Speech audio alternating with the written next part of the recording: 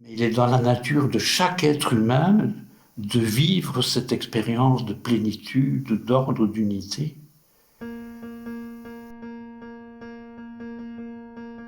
Et il est clair que si on est bouddhiste, on va la traduire, on va la conceptualiser en utilisant les images et les termes qui sont propres au bouddhisme.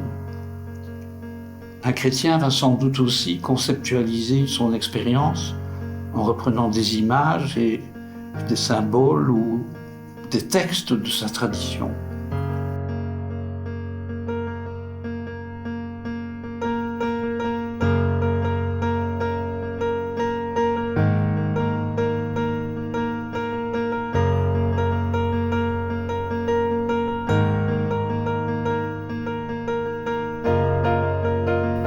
C'est là la dimension universelle du travail de Durkheim qui m'a beaucoup touché et qu'aujourd'hui, avec Lynn et Joël, on essaye de transmettre.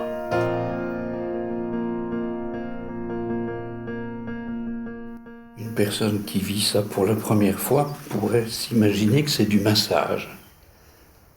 Et de même, si on regarde ce qui se passe, on pourrait penser, tiens, c'est du massage. Et il est vrai que Durkheim ne supportait pas le mot massage.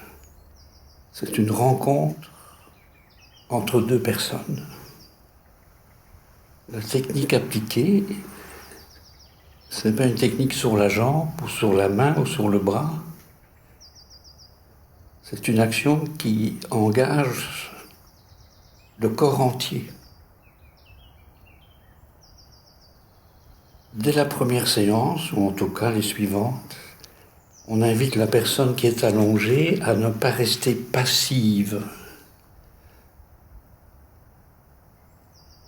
Et son action consiste à vraiment sentir ce qu'elle sent.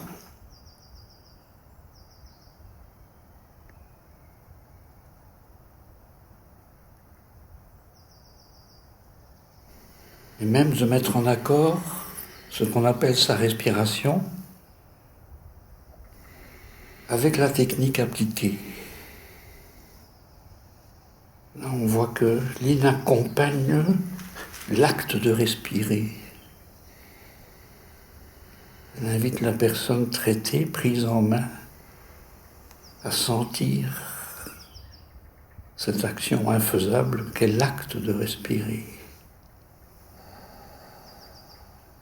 Elle invite à libérer cette action.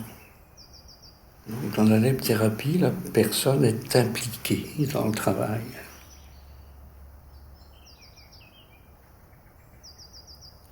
On ne conceptualise pas ce qui serait bien que la personne fasse, mais la main lui parle. C'est la main qui lui indique « il serait bien que tu te détendes dans l'épaule, dans la jambe, dans la poitrine ».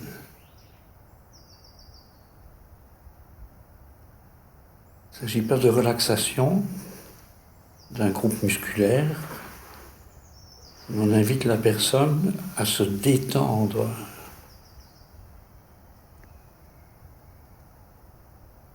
Se détendre.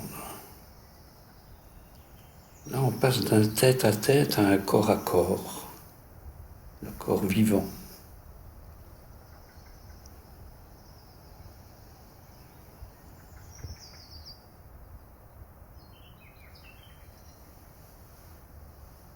L'action première, comme on peut le voir aussi, c'est se détendre.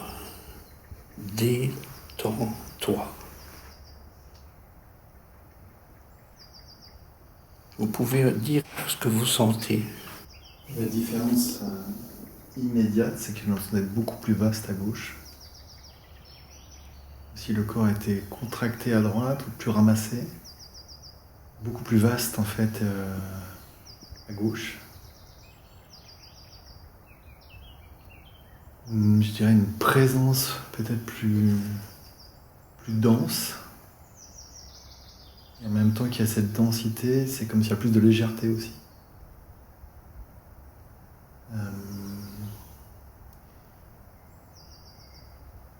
J'ai senti beaucoup de confiance dans le toucher que vous avez manifesté. À la fois, je dirais que j'ai senti un toucher Le mot qui m'est venu, c'est un toucher confirmant.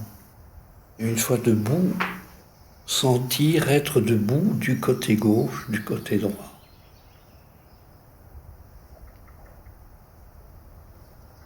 Que ce soit le contact du pied avec la terre, que ce soit la forme corporelle au niveau de l'épaule. Et globalement, tout moi-même du côté gauche, du côté droit. Et on la laisse aussi exprimer ce qu'elle sent et comment elle se sent. Je dirais que la sensation est plus présente à gauche. La sensation de la présence même dans le corps, en fait, la présence à moi-même dans le corps, c'est beaucoup plus présent à gauche. Le mot qui me vient, c'est plus tranquille en fait à gauche. J'ai plus de confiance dans l'appui à gauche qu'à droite en fait.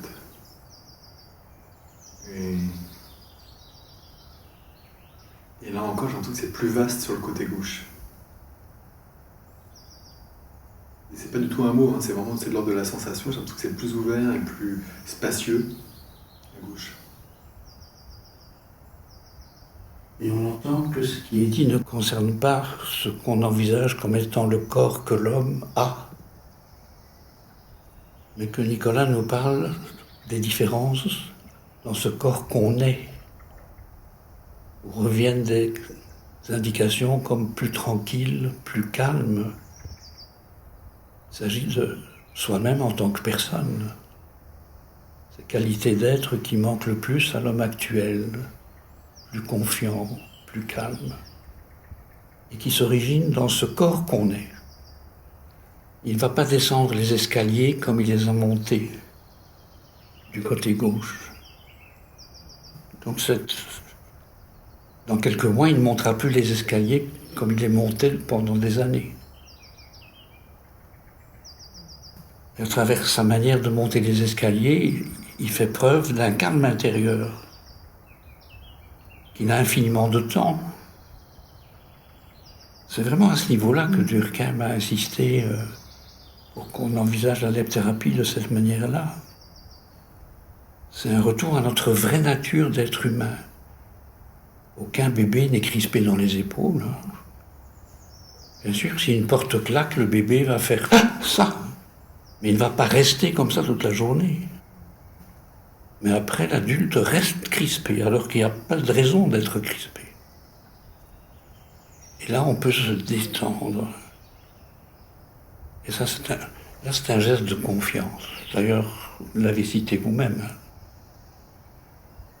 Ça peut montrer une possibilité aussi, ce travail. Pourquoi se contenter de ça si on peut être... Exactement. Ouais. Comme tous les exercices. Hein. Ça rejoint le sujet de la causerie, l'expérience précède le travail. Parce que là, en fin de compte, on a la comparaison entre un côté qui a travaillé et un côté qui n'a pas travaillé. Là, Nicolas vit une expérience, et puis il peut se demander, mais qu'est-ce qu'il faudrait que je fasse pour me sentir comme ça toute la journée ? C'est quand même mieux de vivre dans cette perception de soi-même que dans l'autre. Et donc, ça l'invite à un exercice. Il est bien, ce demi-Nicolas.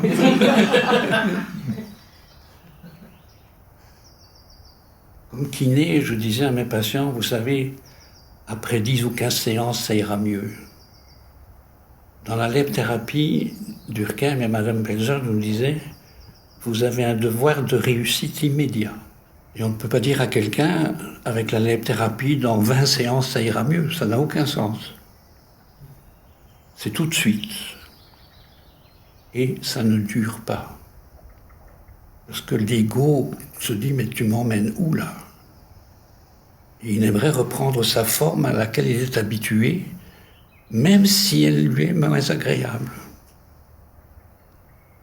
Et là, c'est le chemin, c'est le travail quotidien, l'exercice quotidien qui, petit à petit, nous libère de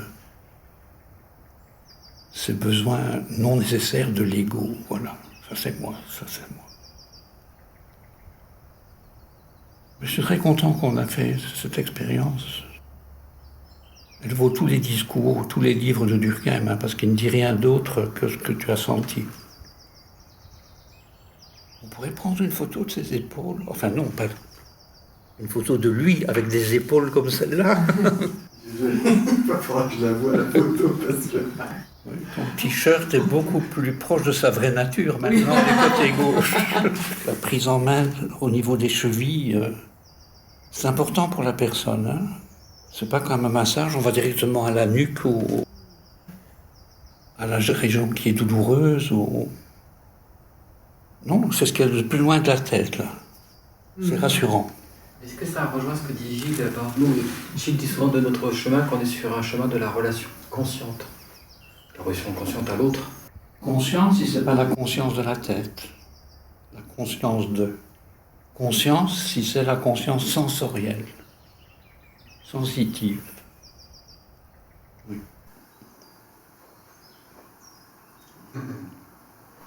Mais j'aurais appris quelque chose en venant ici par rapport à ça. Conscience 2 et conscience, j'en avais pas conscience. C'est du De Vos maintenant. Le lève-thérapeute, la lève-thérapeute ne touche pas une jambe. Hein. Elle ne prend pas une jambe en main. Elle entre en contact avec la personne là où est sa jambe, là où est son épaule. Je pense que les mains, le corps, il... Bah oui, le corps, il... Moi, tu me donnes l'impression tout seul, que quoi. Il trouve. tu suis tes mains. Ouais. Tu ne passes plus par la tête pour faire quelque chose avec les mains. Et ça, c'est la lève-thérapie.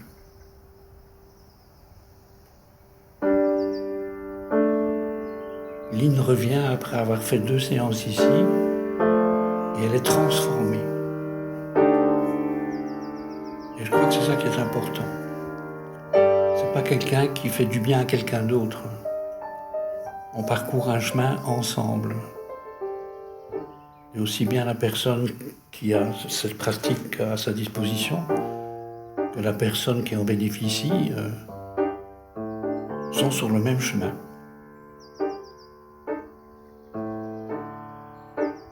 C'est très étonnant d'ailleurs. Mais... Les 2 premières années après ma rencontre avec Rav Durkheim à Bruxelles, j'allais à Ruth et je rentrais faire la kiné chez moi. Ruth, la kiné. Et un jour, il me dit, tiens, ça va vous intéresser. J'ai reçu une jeune femme hier qui est kinésithérapeute comme vous. Et j'ai senti tout de suite quel était son problème. J'ai simulé une douleur dans les épaules et dans la nuque. Et je lui ai dit, mademoiselle, je vais profiter de votre présence, est-ce que vous pourriez m'aider et faire quelque chose? Et il dit, elle est très gentille, elle vient derrière moi tout de suite, elle met ses mains sur mes épaules, elle commence à faire un travail. Et il dit, j'ai mis mes mains sur les sièges, il dit, arrêtez, s'il vous plaît, prenez ma tête avec amour. Prenez-moi dans vos mains avec amour. Il dit, et elle a pleuré. Mais je crois que ça a changé toute sa pratique pour la durée de sa vie. Alors dire ça à un kiné, je ne sais même pas si l'histoire est vraie, mais en tout cas, elle m'a bouleversé. C'est ça, mes mains sur les chevilles. Alors, c'est pas l'amour comme on en parle dans les hebdomadaires, mais le non d'eux avec l'autre, l'unité. Je crois que c'est presque la définition de la relation avec le lève-thérapeute et la personne qui est prise en main. Il n'y a plus de dualité. Voilà.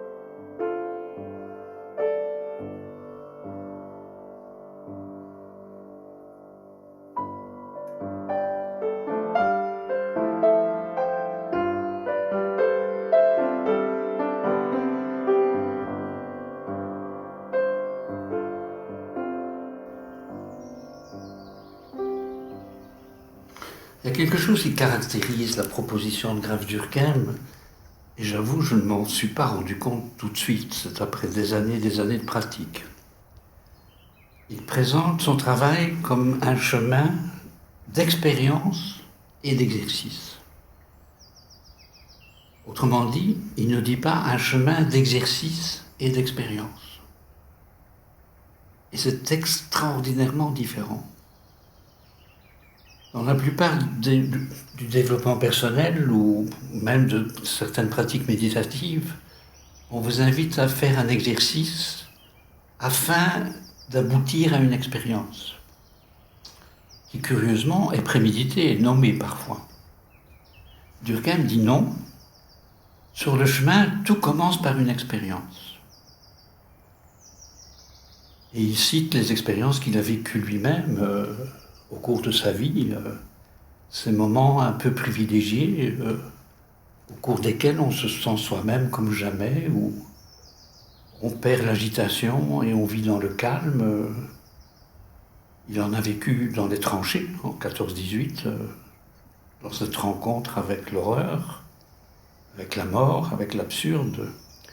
Il évoque souvent le coucher de soleil aussi, il dit c'est curieux, on s'arrête pour regarder le soleil qui se couche, alors qu'objectivement il ne se couche pas, c'est pas scientifique cette donnée-là. Mais ça nous touche, le soleil se couche, on s'arrête, et on est pris par la beauté du moment. La lumière, la couleur des vagues si on est au bord de l'océan, de la montagne. C'est toute une transformation de soi-même qui s'opère là, parce que quand on dit que si on s'arrête, c'est parce que c'est beau, le mot beau signifie que je vis une transformation intérieure qui m'oblige à dire c'est beau. Et puis on peut arriver à cette impression, oh, c'est magnifique. C'est pas l'objet qui est magnifique. Mais dans ma rencontre avec le soleil et la nature, je vis une transformation qui va plus loin que beau et qui m'oblige à dire c'est magnifique. Et peut arriver le moment où merveilleux n'a plus rien à faire avec ce qu'on vit. Qu'est-ce qu'on vit? Certains disent c'est un moment de plénitude, porté par une force de vie incroyable, sans rien faire. Quelqu'un d'autre dit, je crois que je ne me suis jamais senti en ordre comme à ce moment-là, tout simplement en ordre. Et le troisième vous dit, il ne faut pas que je le dise à mon psychanalyste, mais j'avais l'impression d'être le soleil, d'être l'océan, d'être la montagne. Plénitude, ordre, unité. C'est pas rien de vivre un tel moment, parce que c'est une rencontre avec sa vraie nature, avec la plénitude, l'ordre intérieur et la non-dualité. Eh bien, cette expérience peut vous conduire à une question. Qu'est-ce que je pourrais faire pour devenir cette personne-là, qui tout à coup s'est révélée à moi-même dans cette circonstance particulière? Eh bien, la réponse est l'exercice. Et c'est pour ça qu'il dit le chemin commence par une expérience. Et celui qui vit cette expérience, s'il demande mais qu'est-ce que je dois faire pour me sentir comme je suis au fond, alors mon cher ami, le mieux c'est de faire un exercice. Donc le but n'est pas au bout du chemin. Il est avant le début du chemin. On retrouve notre origine dans cette expérience. C'est presque un retour au commencement de notre existence. Donc je préfère dire, comme Durkheim, que le chemin commence avec une expérience et qu'elle conduit celui qui la prend au sérieux à une pratique sévère de l'exercice, plutôt que de dire à quelqu'un, écoutez, voilà un exercice et vous allez faire une expérience. Ça va rester très superficiel. Et là, on peut accumuler des expériences sans changer soi-même vraiment. C'était en quittant le Japon, où j'étais resté un peu plus d'un mois avec un petit groupe, et accompagné par notre maître dans la cérémonie du thé. On avait visité beaucoup de monastères, rencontré plusieurs rochis, pratiqué avec les moines. Et on reprend place dans un Tupolev. C'était moins cher que les autres compagnies pour rentrer en Italie, à Rome. Et une fois en l'air, tout se passait bien jusqu'au moment où il y a des vombrissements incroyables, des secousses incroyables. Et là, on se dit danger, quoi. Alors c'est le silence dans la cabine, il n'y a plus un seul bruit. Je me souviens d'avoir eu tellement peur que pour sauver ma peau, j'ai serré ma ceinture. Ce qui, objectivement, ne sert pas à grand-chose. Une autre impression, c'est que j'avais de la place pour 2 pieds dans chaque chaussure. C'était vraiment tendu, crispé. Et ça continue, mais je regarde par le hublot et je fais une expérience inouïe, c'est que juste derrière le hublot, tout est calme. Absolument calme. Et j'ai l'impression que progressivement, ce calme prend place en moi. Et je me sens tout à fait en ordre, sans peur, avec une pensée. C'est quand même dommage pour mes enfants que le père meure aussitôt. Mais froidement, comme ça, un constat. C'est vraiment dommage pour Philippe et David qu'ils vont perdre leur père aussitôt. Mais pas dans une expérience émotive, émotionnelle. Et puis finalement, à l'atterrissage, parce qu'on n'était pas loin de l'atterrissage, on a vu les voitures de pompiers rouler à toute allure à côté de l'avion. Avec des secousses, l'avion s'est posé. Et là, il y a eu des applaudissements de tous les passagers. Plusieurs ont refusé de monter dans un autre avion. Moi, je suis monté dans l'autre avion. Je n'ai jamais vécu un vol aussi calmement. Pas la moindre angoisse, pas la moindre inquiétude, rien. Et bien sûr, quand j'ai revu Durkheim, je lui ai parlé de cette expérience, je lui ai dit. Il m'a dit oui. Au fond, tu sais, vivre une telle expérience est extrêmement rare.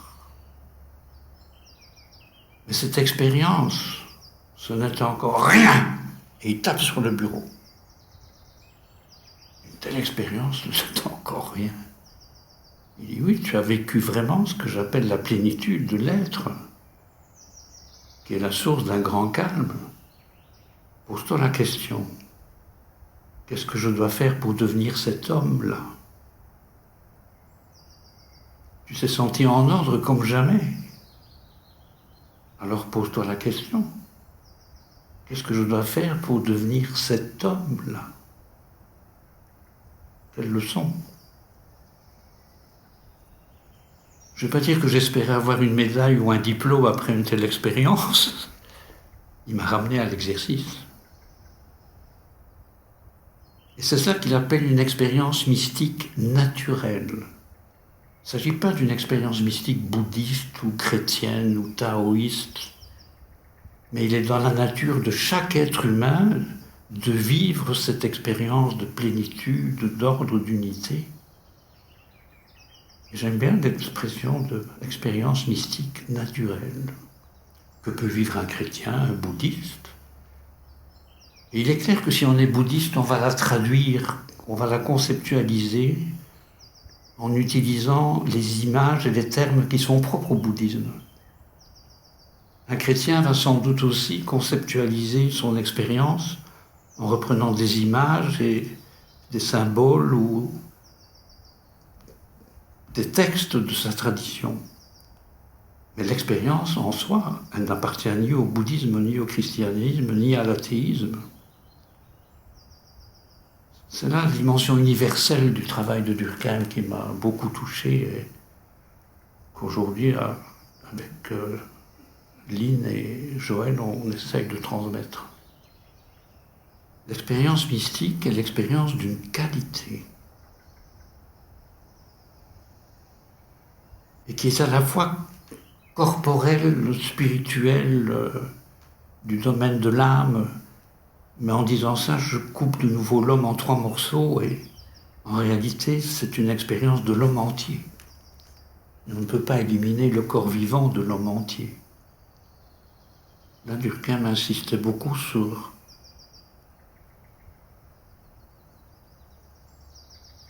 l'expérience qu'on fait en tant que corps. Dans cet avion-là, je me suis détendu alors que j'étais crispé, ceinture serrée, les dents serrées, les pieds fermés. Tout à coup, il y avait une libération de toute cette somme de contractions dans lesquelles l'ego a l'impression qu'il va pouvoir sauver sa peau, finalement.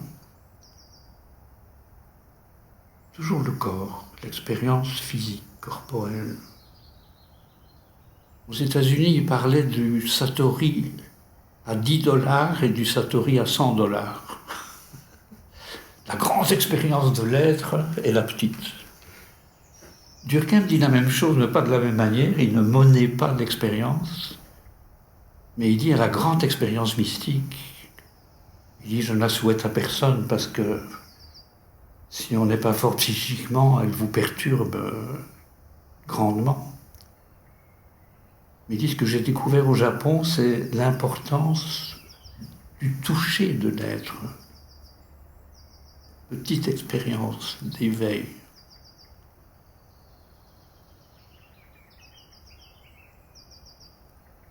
Le coucher de soleil, un concert. On entend une œuvre musicale qu'on aime et il y a bien sûr, là, moi, l'orchestre, le chef d'orchestre, le premier violon, Beethoven, Mozart, Debussy. Et tout à coup, il n'y a plus rien de tout ça. L'impression que la musique entre en soi ou qu'on entre dans la musique. Et tout ça ne fait qu'un. On ne peut plus dissocier l'orchestre, le chef d'orchestre, moi. Et on se sent comme jamais. La nature est aussi un lieu privilégié pour le toucher de l'être. Voilà, ce rayon de soleil, tout à coup, qui illumine la pièce et qui apparaît sans qu'on le veuille. Ou si on le ressent, on est touché. Par quoi? Le mystère. Certains enseignants vont dire qu'il n'y a rien à faire, que c'est déjà là. J'ai l'impression que peut-être sur la proposition sur les voies authentiques et traditionnelles, on nous propose quand même une pratique. Alors là, d'accord, c'est de nouveau une pratique qui est engagée à partir d'un désir légitime. C'est celui de l'expérience qu'on a vécue. Ce serait même dommage de ne pas envisager la pratique d'un exercice après avoir été bousculé ou touché, très simplement, dans une circonstance où il n'y a plus l'angoisse et les états qui l'accompagnent, qui sont caractéristiques de la vie quand on est identifié à l'ego.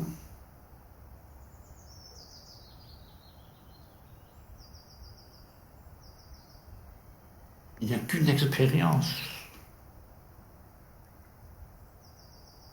mais qui prend des couleurs différentes. C'est de nouveau l'image de l'arc-en-ciel, il n'y a qu'une lumière invisible. Mais l'expérience de cette lumière, je ne peux la faire qu'en étant touché par la couleur bleue, la couleur jaune, la couleur rouge.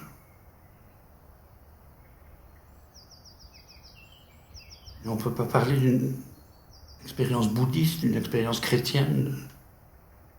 Un chrétien peut faire cette expérience. Maître Eckhart le souligne. Pourquoi il a des problèmes avec l'autorité, il doit aller à un procès à Avignon, parce qu'il y a dit, il y a plus que Dieu, la déité. C'est dommage. En français, la traduction du titre de ce livre, c'est « Il y a plus que Dieu, Dieu ». C'est pas ce que Maître Eckhart dit, il y a plus que Dieu, la déité. On ne personnifie plus ce qui est au-delà, ce qui est avant, ce qui est toujours là, l'absolu. Et si on reste accroché aux représentations qu'on se fait, ces représentations sont l'expression d'une activité mentale ou d'un apprentissage au niveau du savoir ou de l'obligation de croire, là on se coupe de l'expérience. Est-ce que c'est ce qui fait en particulier la différence entre ce qu'on pourrait appeler les religions d'un côté et la spiritualité authentique de l'autre ? Oui, dans toutes les religions, il y a un appel spirituel, il n'y a pas de doute. Mais c'est ce que Durkheim, dans un article retentissant en Allemagne, avait proposé avec le titre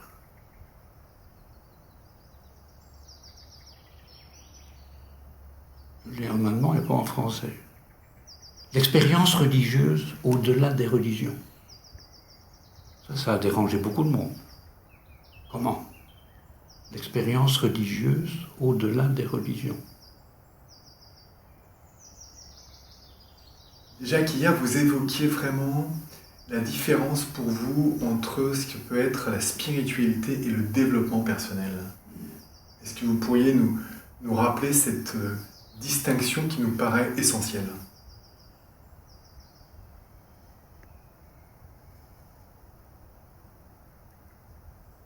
J'ai moi-même pensé, quand je me suis intéressé à ce qu'on appelle des voies comme l'aïkido, le karaté-do,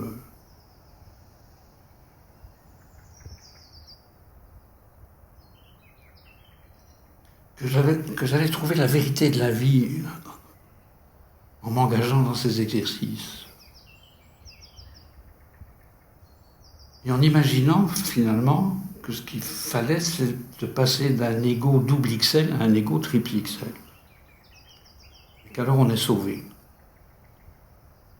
Et la plupart des méthodes de développement personnel consistent à engager l'ego dans un travail qui va le faire grandir, l'élargir, lui donner une assurance. Et la voie spirituelle, c'est exactement l'opposé, c'est se libérer de l'identification à l'ego pour découvrir qu'il y a une force autre que celle que je peux construire et faire, et que c'est cette force-là qui va m'apaiser, me permettre de me sentir calme dans des circonstances où parfois on tomberait dans une grande agitation. J'aime bien l'expression, un travail de déségocentration. On peut le dire autrement aussi, c'est que nous mettons la vie, l'être, au service de l'ego, ne serait-ce qu'en marchant.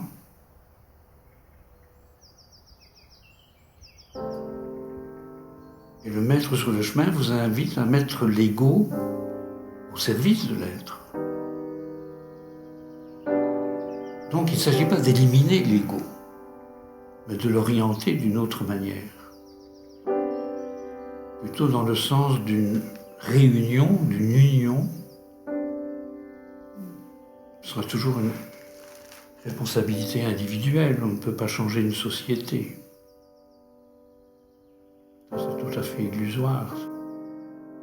Il faudra peut-être revenir à ce questionnement sur la relation entre une réalité comme Hauteville ou comme le centre Durkheim et le monde.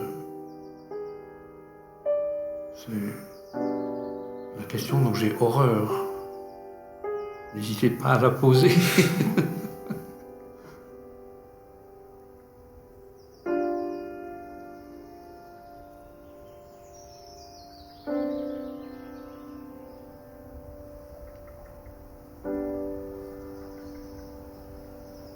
On a cette image du zen très, très rigoureux. Ce qui est vrai, hein, c'est pas facile hein, de pratiquer dans un dojo, de pratiquer des assises pendant toute la journée, hein, lorsqu'on fait une séchine. C'est vraiment pas facile. Et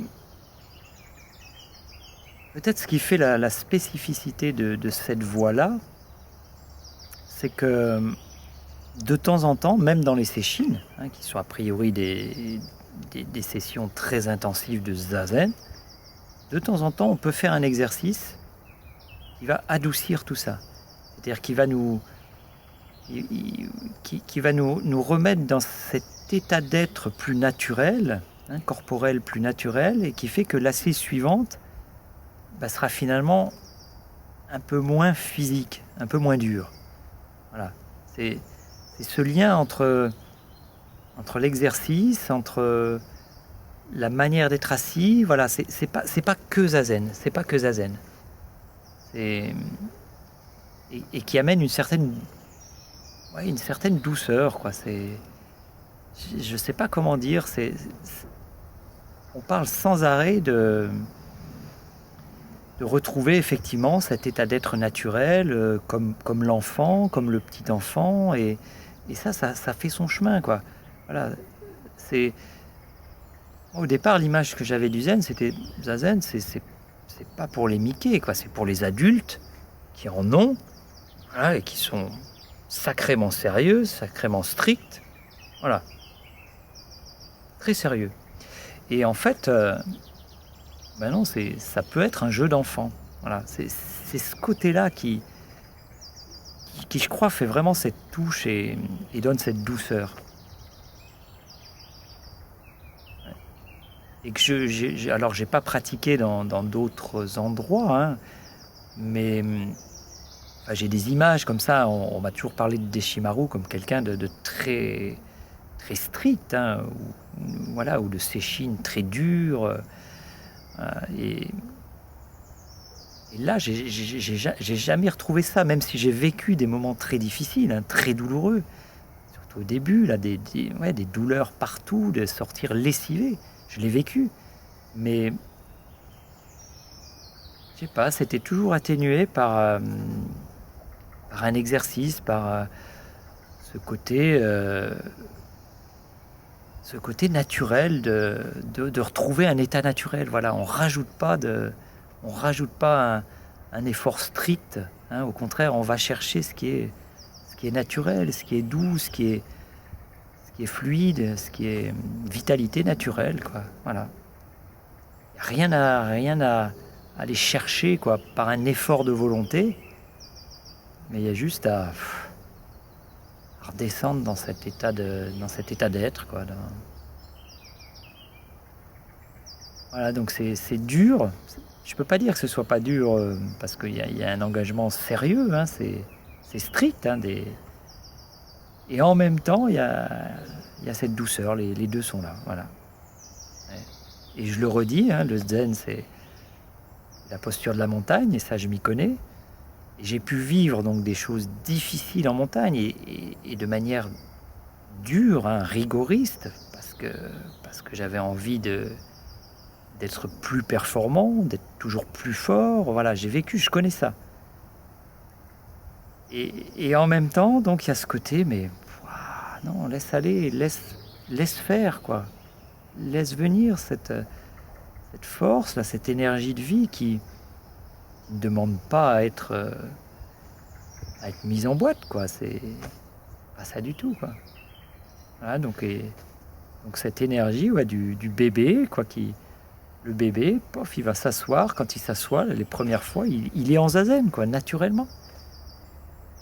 Donc c'est plutôt, une marche arrière, quoi. Voilà, c'est pas réservé à une élite qui ferait zazen, c'est sérieux. Ça, c'est une voie sérieuse. Donc douceur aussi, douceur du bébé, quoi. C'est des exercices entre guillemets du bébé qui va se tourner sur le côté, qui va passer sur le ventre, qui va un peu ramper, qui va se mettre à quatre pattes, qui va s'asseoir, qui va se mettre debout. Tout ça, ça se fait sans mental. C'est la vie, voilà, c'est la force de vie qui met en forme, qui met en action. Et tous les exercices que l'on fait, en fait, se ramènent à ces gestes primaires très simples. Ces gestes premiers,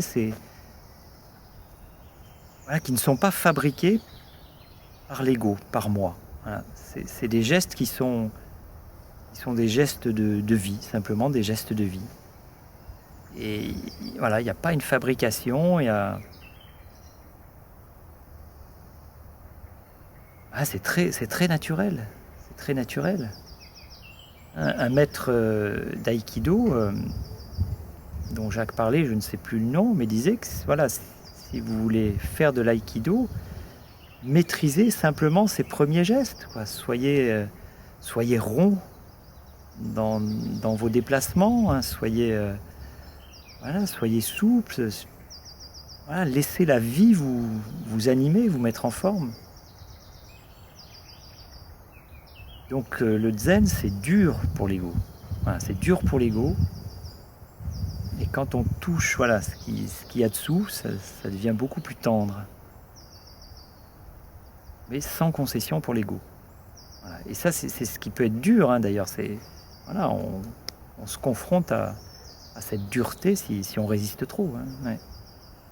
Voilà, moi, je prends en charge la respiration. Moi, je veux respirer de cette façon. Moi, je pense qu'une respiration ample, c'est mieux pour ma pratique, etc. Donc, on va phagocyter ce geste naturel de la vie, qui est le souffle, à notre sauce. Voilà. Là, on procède, c'est l'inverse qui se passe. C'est-à-dire qu'on ne fait rien, et ce fait de ne plus faire, hein, de ne plus phagocyter tous ces gestes que l'on vit, que l'on fait au quotidien, révèle ce qui se fait naturellement, sans nous. Et alors le paradoxe, c'est que pour arriver justement à toucher cet infaisable, il faut sortir de ses habitudes. Et pour sortir de ses habitudes, il faut s'entraîner, il faut s'exercer, il faut s'appliquer, il faut maîtriser parfaitement un exercice.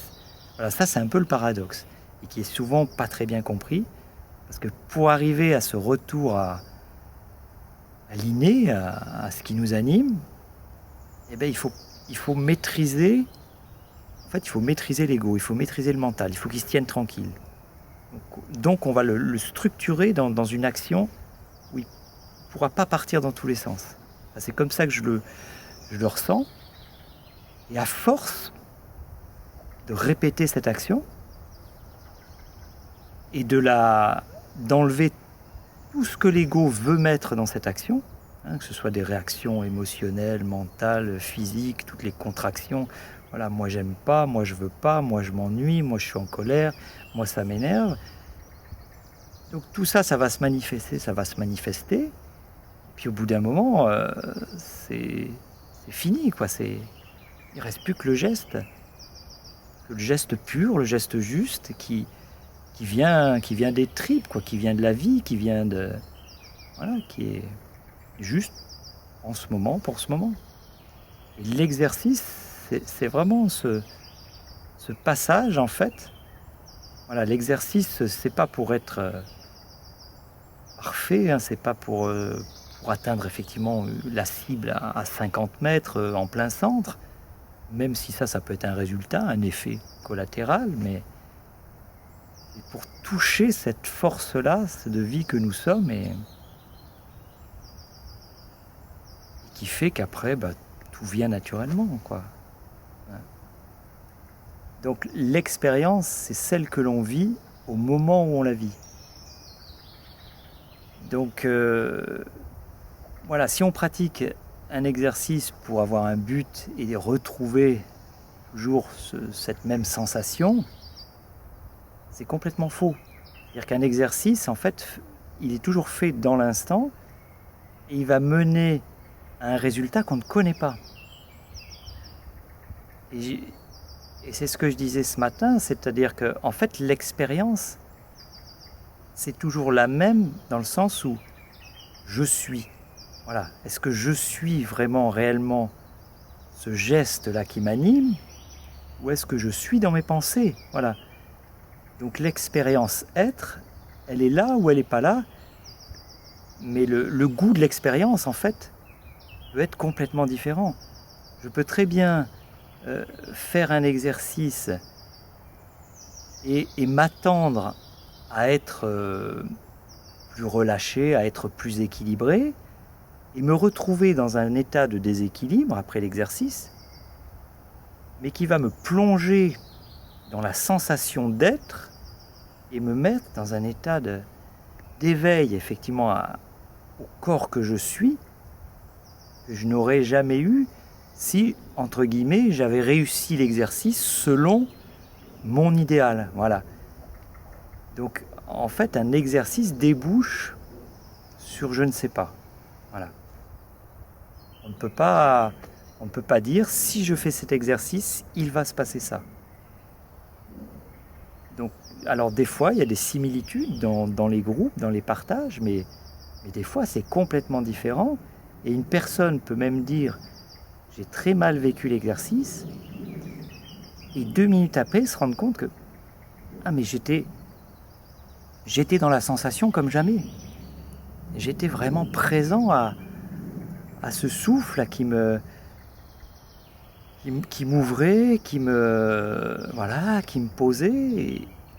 Et même si au départ, la sensation n'était pas forcément agréable.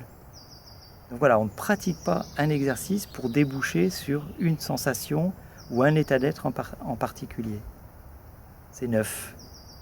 Et l'expérience, c'est de goûter ce neuf. Voilà.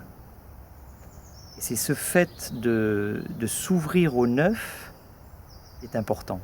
En fait, c'est même pas le résultat de l'exercice. C'est l'ouverture à ce qui est là. Zazen, ou un exercice sur la voie du zen, est un exercice de déségocentration. Voilà. Soit on reste dans notre conscience ordinaire à essayer de récupérer, à essayer de retrouver, à essayer de maintenir un état, et on est dans le faux, on n'est plus dans le courant de la vie. Soit on lâche prise à chaque instant, à chaque exercice, à chaque respiration, et qu'est-ce que va nous réserver la suite ? Je ne sais pas.